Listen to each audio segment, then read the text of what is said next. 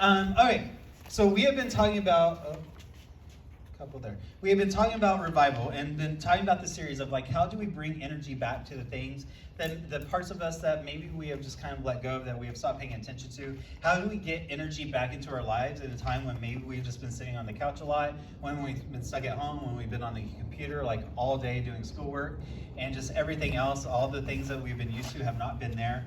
So how do we bring energy back to those parts of our lives, and especially our faith, that maybe have lost their energy? And we started a couple weeks ago, been talking about that revival starts with wanting to bring life back to that which we have lost.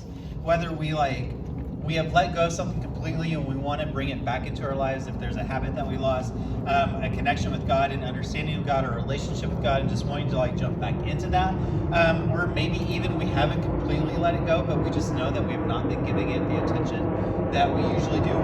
We want to start putting attention to that thing and that aspect of our relationship.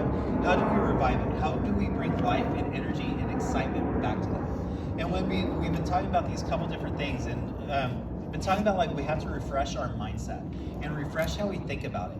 And we start talking about we lose parts of ourselves when we forget to fill our lives with what we actually need. We talked about this last week, that we have probably used a lot of distractions, a lot of substitutes to keep ourselves entertained, or to fill our time, all the time that we've been at home and all the things that we've been doing throughout the past few months. And we probably haven't been focusing on the things that we need. And we talked about how we probably when we're hungry and we just eat a lot of junk food and we don't actually eat the food that we need, and we don't pay attention to how that is actually hurting us. And same thing, there are parts and things that we do in our lives, there are things that we need to bring us joy, but we haven't been focusing on that. We don't fill our lives with those things that we need. We've just been filling ourselves up with that and not realizing how ignoring what we need has actually been hurting us and been taking that life away. And so as we go into the second part, how many of you have ever heard of a person named Marie Kondo? Marie Kondo, anybody? A couple of you. She was big a couple years ago. I can't remember exactly the year, but she was very popular, especially among older people. Your parents probably saw her or know of her. Maybe came one day into your room we're gonna Marie Kondo your room. And you're what does that even mean? Y'all know who? Y'all know? You know? Yeah. Okay. As I explained, you might know who I'm talking about. She was big because she came out with a show on Netflix called Tidying Up with Marie Kondo, a very unique name. And her big thing, she was one of those how to organize your home, how to clean, how to declutter the things in your house. And her big thing, what made her popular, is what she encouraged was that you get all your things, so if you're gonna Marie Kondo your closet, you would get all the things in your closet and you'd go through them and be does this bring me joy? And if the answer is no, you get rid of it. And so you get this shirt that you haven't worn for 5 years. You're does this shirt bring me joy? No, get rid of the shirt.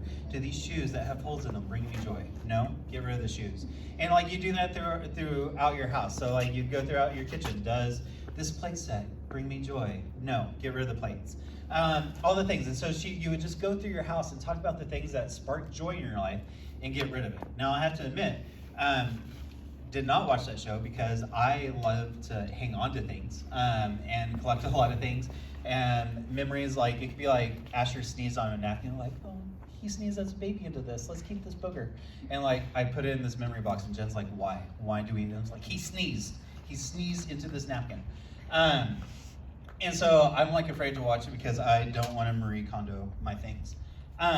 But she was really popular about that, and she really brought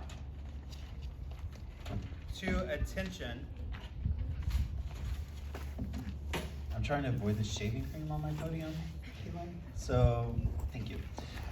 She really brought it to attention that there are things in our lives that we hold on to that don't necessarily benefit us. That whether it's things in our house or even just things in our personal lives inside, in our thoughts and our relationships, there are things that we hold on to our lives that don't benefit us or may actually bring us down. And so as we talk about bringing revival to our life and refreshing our mindset, refreshing the things that we put into our life, it is just as important that we talk about bringing more things that we need into our life as it is talking about getting rid of things, getting things out of our lives. And the thing is, we need to recognize all the things that we keep in our lives that we don't actually need. And because we as people, we hold on to a lot of things that are not important to us, that are not necessary, that are not needed for us to get from day to day, that actually don't bring us joy or life or excitement, and actually brings out the worst of us. And so as we really talk about that, as much as we talk about what more do you need, the big question that we need to ask ourselves, especially through this like 10 months or 11 months that we've been doing COVID and staying at home, and like life has been shaking up, what have you been putting into your lives that you do not need? What have you been storing up? What have you like been creating, and that when you really sit down and think about it, you don't need it. It doesn't add benefit to your life. It does not bring you joy. It does not help you. It does not help you in your relationship with God. And maybe, in fact, it takes you away from who you are and what God has for you and how you experience life. What is it that you don't need? And what I am talking about are some of the things like we need to get rid of. And I even say, like, when I talk about get rid of, I include like replace, like kind of switching it around and changing the focus of that. But getting rid of or replacing those things, those people, or those activities that keep us from experiencing God's joy.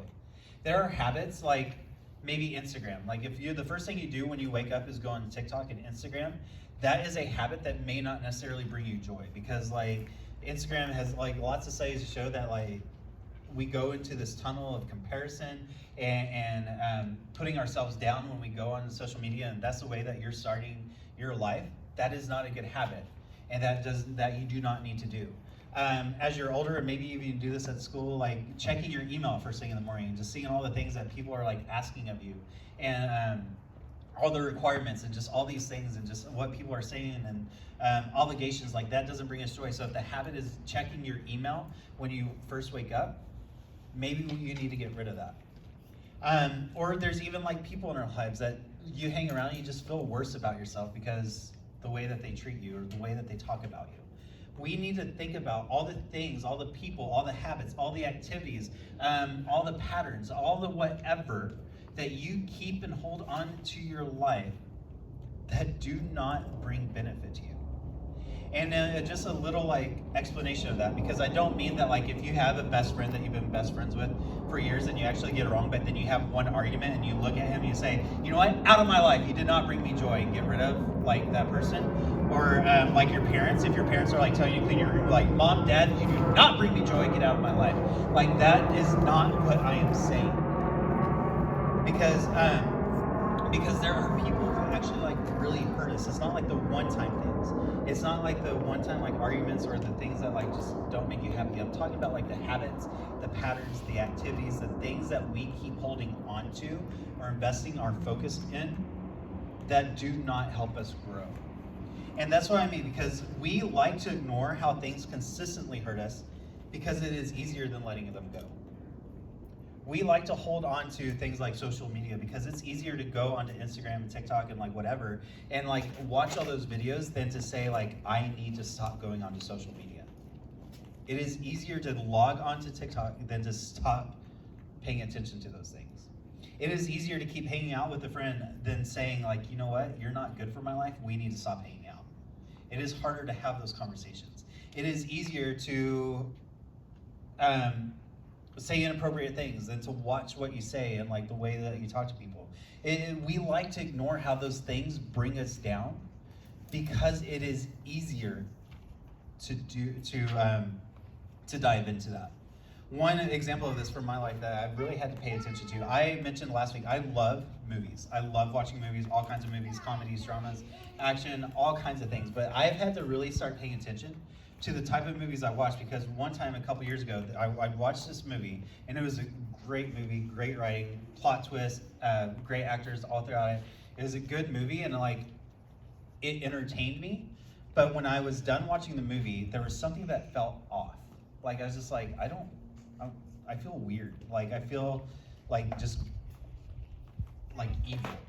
And I didn't really know what it was. And then I watched that movie like a year or so ago, like again, like watched it again with like some friends of mine or whatever. And like the same thing, I realized like the way that this movie was hurting me, even though I love movies, even though I was entertained by this movie, even though like everything about this movie was like well done, the way that it made me feel and the way that it hurt me I had to pay attention to and had to say, like, I can never watch this movie again because it is hurting me, it is influencing my life in a negative way. And that was hard because everybody was talking about this movie. It was a good movie, all these things. And I had to make the decision, like, not to watch this movie ever again. There had to be movies like that where I've had to say, like, no, I cannot do this. Or no, I cannot listen to this music. No, I can't go onto Instagram after, like, a certain time because I just stay up and, like, go down this dark hole, like, of memes that might be funny, but now I'm tired all the time. Anyways, you have to make those decisions. You have to pay attention to how things are hurting you and have to make the hard decision of letting them go because they do not bring joy to your life. And that takes me to Galatians chapter 5. Now I'm reading from the Message version, which I don't have that Bible with me, so look on here, but Galatians chapter 5, verse 19 through 21. It's kind of talking about paying attention to those different things in those different areas in our lives. It says, "It is obvious what kind of life develops out of trying to get your own way all the time. Repetitive, loveless, cheap relationships, a stinking accumulation of mental and emotional garbage, frenzied and joyless grabs for happiness, trinket gods, magic show religion, paranoid loneliness, cutthroat competition, all-consuming yet never satisfied wants, a brutal temper and an impotence to love or to be loved, divided homes and divided lives, small-minded and lopsided pursuits, a vicious habit of depersonalizing everyone into a rival, uncontrolled and uncontrollable addictions, ugly parodies of community, and I could go on." Paul is writing to the church saying that, like, when you focus on the things that you don't need, these are all the consequences of that. Relationships are broken. There's nothing that brings you joy. There are things that are fake. Your temper grows into something bad and evil.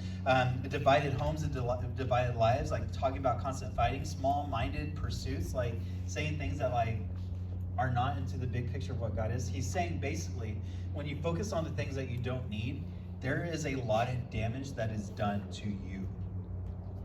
And we often don't pay attention to that. And so what he is challenging us to do is, like, start thinking about the things that you need. What is it that God is telling you to put into your life?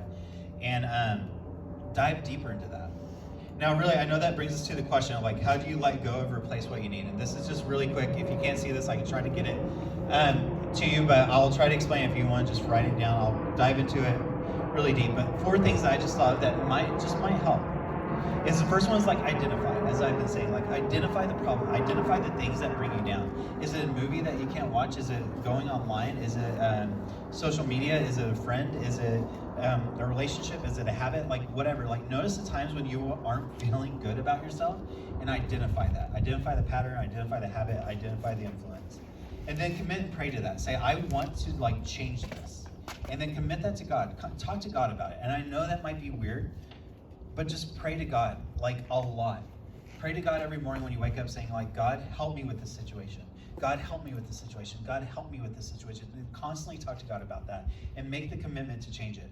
And then 2 or 3, make a plan and find support to help you with that plan. That could say, okay, if it's going on to TikTok or whatever, like, I go on TikTok 10 times a day, like, and I need to, like, lessen that, then I need to make a plan and, like, this is the only time when I can go onto social media. This is the only plan I can do that. And these are the friends who I know can help me. Or these are the family members who can help me. This is the information that I know that can help me. Like, find whatever you can to help support you in whatever change that you want to make. And then 4, start the process. Cleanse yourself. Start the decluttering process. And don't just quit if it doesn't if it doesn't work out. Don't just, like, give them, like, well, I failed, so I can never do it. Stay committed to that. An example for me, when I started going to church, my family started going to church when I was in 6th grade. And before that time, and this is, like, honest, open disclosure into, like, the life of Chris as a 6th grader, I used to, like, swear as a 6th grader all the time. Like, all kinds of, like, bad language. Never around my parents, because I was smart. But, like, at school, around my friends, like, we would just cuss the whole time. Like, sitting at our desk, we'd sit there, like, just making up reasons to say bad words. And then we started going to church, and I was like, church, whatever, like, doesn't affect me. I'm still going to, like, cuss. I still want to swear. I want to still do all these things. And then, like, as I started going more and more to church, I was like, you know what? I need to change this habit in my life. I need to change the way that I talk. And I had to set a goal of, like, I need to stop talking. I need to have more positive language in my life. And I identified it. I committed to changing that.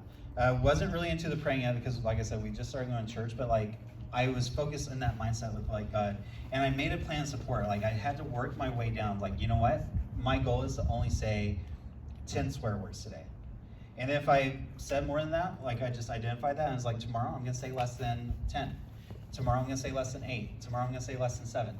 And I had to like cleanse myself and make that goal. And if I failed, I just restarted the next day and like committed to that. And so the same thing for you, like identify those, make a plan and work on it and work on changing those negative influence habits, patterns out of your life. And focus on that and ask God to help you. Really quick, because the second part of Galatians, or that we go into, verses 22 and 23, says, but what happens when we live God's way? He brings us gifts into our lives, much the same way that fruit appears in an orchard. Things like affection for others, exuberance about life, serenity. We develop a willingness to stick with things, a sense of compassion, a conviction that basic holiness permeates things and people. We find ourselves involved in loyal commitments, not needing to force our way in life and to marshal and direct our energies wisely. Basically saying that life is so much better when you focus on the things that you need and get rid of the things that you don't. Your relationships are better, the way that you see the world, the way that you interact has more life. And so just revival starts with refreshing our lives by getting rid of what we don't need in order to experience the freedom of God's joy. The things that we don't need, when we hold on to that just limits us and hurts us and handicaps us in so many different ways. But when we start to let them go and start making that hard work and start making those decisions, there is more life that comes from that. Because Galatians ends with this. Since this is the kind of life we have chosen, the life of the Spirit, let's make sure that we do not hold on to it as an idea in our heads or a sentiment in our hearts, but work out its implications in every details in our lives. That means we will not compare ourselves with others as if one were better or another worse. We have far more interesting things to do with our lives. There's far more better things happening in our lives and what God is doing than the things that we don't need. And when you focus your life on that is where we start to experience joy and revival within all of our hearts. So